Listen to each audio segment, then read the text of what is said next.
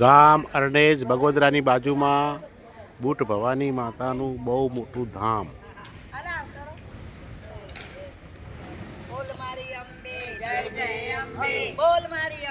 જય અંબે માતા, જય બુટ ભવાની માતા.